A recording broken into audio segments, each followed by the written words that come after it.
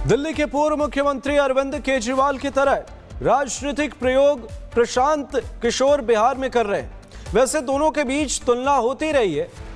अब जब बिहार में जन स्वराज को लेकर चर्चाएं बढ़ रही हैं, तो फिर अब चर्चा इस बात को लेकर होने लगी है कि क्या प्रशांत किशोर अरविंद केजरीवाल की तरह सफलता हासिल कर लेंगे। देखिए रिपोर्ट।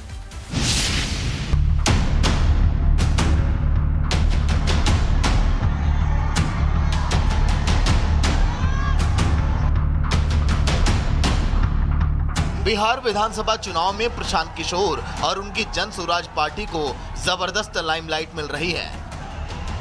कहा यह भी जा रहा है कि वो एनडीए का खेल भी बिगाड़ सकते हैं। शायद यही कारण है कि प्रशांत किशोर के मिजाज भी अब बदले बदले से दिखने लगे हैं। प्रशांत किशोर ने अपनी जन स्वराज पार्टी के जरिए बिहार की राजनीति में एक नया विकल्प पेश करने की कोशिश की, लेकिन उसमें वे कितने सफल होंगे ये तो भविष्य के गर्त में है, क्योंकि प्रशांत किशोर रोजगार, शिक्षा, भ्रष्टाचार मुक्त शासन और जाति विहीन राजनीति के मुद्दों को लेकर बिहार के लोगों को पिछले 2 साल से जगा रहे हैं। जाहिर है कि उनकी रणनीतियां बहुत कुछ दिल्ली में अरविंद केजरीवाल की आम आदमी पार्टी की शुरुआती रणनीतियों से मिलती जुलती हैं। केजरीवाल ने 2013 में अन्ना हजारे के आंदोलन की लहर पर सवार होकर दिल्ली में स्थापित पार्टियों को चुनौती दी थी और केजरीवाल ने दिल्ली के सीएम तक का सफर तय किया था। प्रशांत किशोर भी 2022 से 5000 किलोमीटर की पदयात्रा कर बिहार के गांवों में घूमे, आरोप लगाए और दावा किया कि जन स्वराज 2025 चुनाव में 243 में से 200 से अधिक सीटें जीतेगी।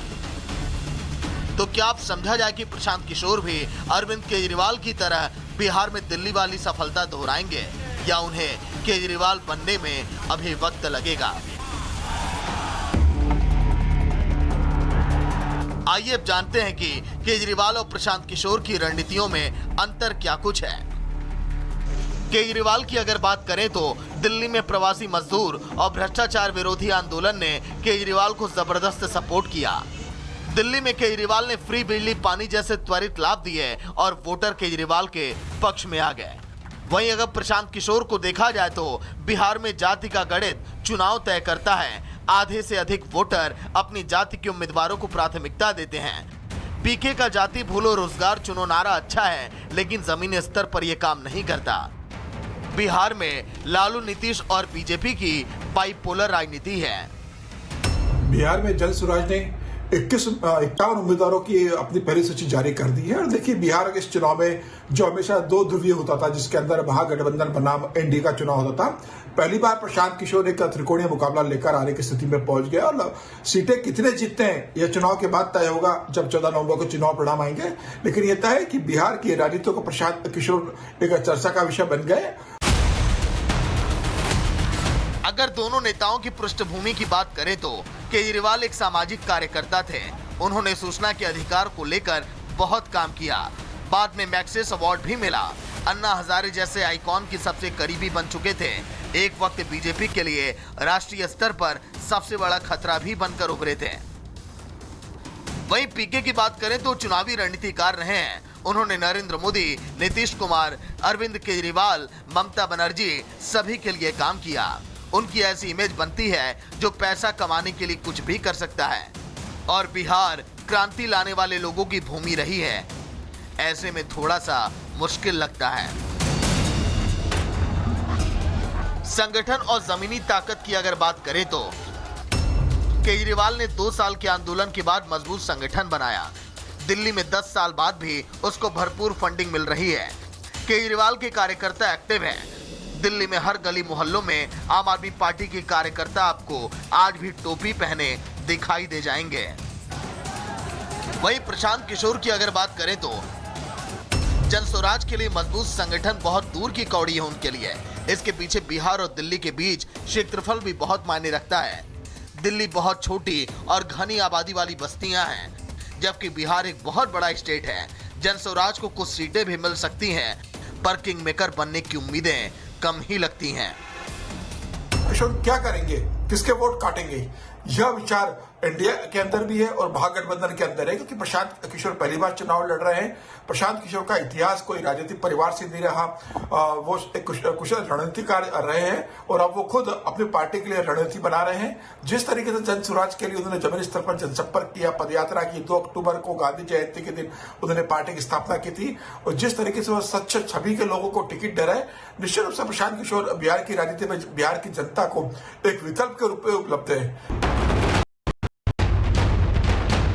वहीं जो रणनीतियां बनी है उसके अगर अंतर की बात करें तो केजरीवाल की राजनीति शुरुआती दौर से ही स्कूल और हॉस्पिटल पर केंद्रित रही है। स्थानीय राजनीति करते हुए भी उन्होंने मोदी और शाह को हिट करना नहीं छोड़ा। वो हर रोज अपने भाषण में तत्कालीन मुख्यमंत्री शीला दीक्षित को जेल भेजने की बात करते थे। पीके भी उसी स्टाइल की राजनीति कर रहे हैं। डिप्टी सीएम सम्राट चौधरी पर मर्डर केस, अशोक चौधरी पर भ्रष्टाचार के आरोप लगाने का अंदाज उनका लगभग वैसा ही है। पर प्रशांत किशोर आज भी नरेंद्र मोदी और अमित शाह के खिलाफ उस लेवल पर नहीं जा पाए जिस लेवल पर राहुल गांधी या तेजस्वी यादव जा रहे हैं। यही कारण है कि बीजेपी से नाराज वोटर्स को अपने पाले में कितना कर पाएंगे, इसमें अब कोई संदेह नहीं है। दिल्ली के पूर्व मुख्यमंत्री अरविंद केजरीवाल और प्रशांत किशोर के राजनीतिक प्रयोग में जमीन आसमान का फर्क है। चुनावी दांव पेंच में प्रशांत किशोर माहिर तो हैं, लेकिन सत्ता के शिखर तक पहुंचना आसान नहीं होगा। Bureau report, Republic Bharat. Delhi के पूर्व मुख्यमंत्री अरविंद केजरीवाल की तरह राजनीतिक प्रयोग प्रशांत किशोर बिहार में कर रहे हैं। वैसे दोनों के बीच तुलना होती रही है। अब जब बिहार में जन स्वराज को लेकर चर्चाएं बढ़ रही हैं, तो फिर अब चर्चा इस बात को लेकर होने लगी है कि क्या प्रशांत किशोर अरविंद केजरीवाल की तरह सफलता हासिल कर लेंगे। देखिए रिपोर्ट।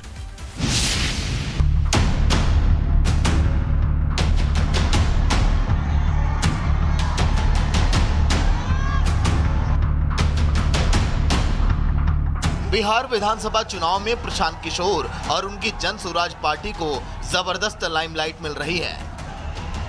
कहा यह भी जा रहा है कि वो एनडीए का खेल भी बिगाड़ सकते हैं। शायद यही कारण है कि प्रशांत किशोर के मिजाज भी अब बदले बदले से दिखने लगे हैं। प्रशांत किशोर ने अपनी जन स्वराज पार्टी के जरिए बिहार की राजनीति में एक नया विकल्प पेश करने की कोशिश की, लेकिन उसमें वे कितने सफल होंगे ये तो भविष्य के गर्त में है। क्योंकि प्रशांत किशोर रोजगार, शिक्षा, भ्रष्टाचार मुक्त शासन और जाति विहीन राजनीति के मुद्दों को लेकर बिहार के लोगों को पिछले 2 साल से जगा रहे हैं। जाहिर है कि उनकी रणनीतियां बहुत कुछ दिल्ली में अरविंद केजरीवाल की आम आदमी पार्टी की शुरुआती रणनीतियों से मिलती जुलती हैं। केजरीवाल ने 2013 में अन्ना हजारे के आंदोलन की लहर पर सवार होकर दिल्ली में स्थापित पार्टियों को चुनौती दी थी और केजरीवाल ने दिल्ली के सीएम तक का सफर तय किया था।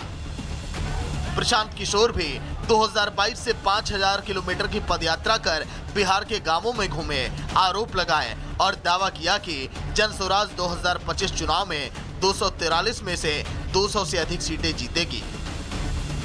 तो क्या आप समझा जाए कि प्रशांत किशोर भी अरविंद केजरीवाल की तरह बिहार में दिल्ली वाली सफलता दोहराएंगे, या उन्हें केजरीवाल बनने में अभी वक्त लगेगा?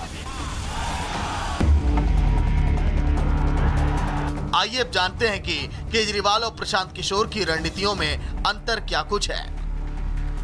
केजरीवाल की अगर बात करें तो दिल्ली में प्रवासी मजदूर और भ्रष्टाचार विरोधी आंदोलन ने केजरीवाल को जबरदस्त सपोर्ट किया। दिल्ली में केजरीवाल ने फ्री बिजली पानी जैसे त्वरित लाभ दिए और वोटर केजरीवाल के पक्ष में आ गए।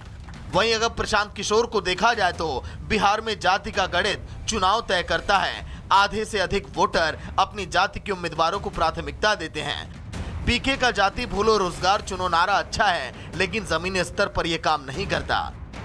बिहार में लालू, नीतीश और बीजेपी की बाइपोलर राजनीति है। बिहार में जन स्वराज ने 51 उम्मीदवारों की अपनी पहली सूची जारी कर दी है। और देखिए, बिहार के इस चुनाव में जो हमेशा 2 ध्रुवीय होता था, जिसके अंदर महागठबंधन बनाम एनडीए का चुनाव होता था, पहली बार प्रशांत किशोर एक त्रिकोणीय मुकाबला लेकर आने की स्थिति में पहुंच गया। और सीटें कितने जीतते हैं यह चुनाव के बाद तय होगा, जब 14 नवंबर को चुनाव परिणाम आएंगे। लेकिन यह तय है कि बिहार की राजनीति को प्रशांत किशोर एक चर्चा का विषय बन गए। अगर दोनों नेताओं की पृष्ठभूमि की बात करें तो केजरीवाल एक सामाजिक कार्यकर्ता थे उन्होंने सूचना के अधिकार को लेकर बहुत काम किया। बाद में मैग्सेस अवार्ड भी मिला। अन्ना हजारे जैसे आइकॉन की सबसे करीबी बन चुके थे। एक वक्त बीजेपी के लिए राष्ट्रीय स्तर पर सबसे बड़ा खतरा भी बनकर उभरे थे। वहीं पीके की बात करें तो चुनावी रणनीतिकार रहे हैं। उन्होंने नरेंद्र मोदी, नीतीश कुमार, अरविंद केजरीवाल, ममता बनर्जी सभी के लिए काम किया।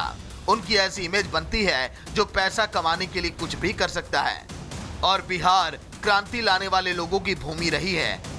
ऐसे में थोड़ा सा मुश्किल लगता है। संगठन और जमीनी ताकत की अगर बात करें तो केजरीवाल ने 2 साल के आंदोलन के बाद मजबूत संगठन बनाया। दिल्ली में 10 साल बाद भी उसको भरपूर फंडिंग मिल रही है। केजरीवाल के कार्यकर्ता एक्टिव हैं। दिल्ली में हर गली मोहल्लों में आम आदमी पार्टी के कार्यकर्ता आपको आज भी टोपी पहने दिखाई दे जाएंगे। वहीं प्रशांत किशोर की अगर बात करें तो जन स्वराज के लिए मजबूत संगठन बहुत दूर की कौड़ी है उनके लिए। इसके पीछे बिहार और दिल्ली के बीच क्षेत्रफल भी बहुत मायने रखता है। दिल्ली बहुत छोटी और घनी आबादी वाली बस्तियां हैं, जबकि बिहार एक बहुत बड़ा स्टेट है। जन स्वराज को कुछ सीटें भी मिल सकती हैं, पर किंग मेकर बनने की उम्मीदें कम ही लगती हैं। किशोर क्या करेंगे, किसके वोट काटेंगे, यह विचार इंडिया के अंदर भी है और महागठबंधन के अंदर है, क्योंकि प्रशांत किशोर पहली बार चुनाव लड़ रहे हैं। प्रशांत किशोर का इतिहास कोई राजनीतिक परिवार से नहीं रहा। वो एक कुशल रणनीतिकार रहे हैं और अब वो खुद अपनी पार्टी के लिए रणनीति बना रहे हैं। जिस तरीके से जन स्वराज के लिए उन्होंने जमीनी स्तर पर जनसंपर्क किया, पदयात्रा की, 2 अक्टूबर को गांधी जयंती के दिन उन्होंने पार्टी की स्थापना की थी, और जिस तरीके से वो सच्चे छवि के लोगों को टिकट दे रहे हैं, निश्चित रूप से प्रशांत किशोर बिहार की राजनीति में बिहार की जनता को एक विकल्प के रूप में उपलब्ध है। वहीं जो रणनीतियां बनी है उसके अगर अंतर की बात करें तो केजरीवाल की राजनीति शुरुआती दौर से ही स्कूल और हॉस्पिटल पर केंद्रित रही है। स्थानीय राजनीति करते हुए भी उन्होंने मोदी और शाह को हिट करना नहीं छोड़ा। वो हर रोज अपने भाषण में तत्कालीन मुख्यमंत्री शीला दीक्षित को जेल भेजने की बात करते थे। पीके भी उसी स्टाइल की राजनीति कर रहे हैं। डिप्टी सीएम सम्राट चौधरी पर मर्डर केस, अशोक चौधरी पर भ्रष्टाचार के आरोप लगाने का अंदाज उनका लगभग वैसा ही है।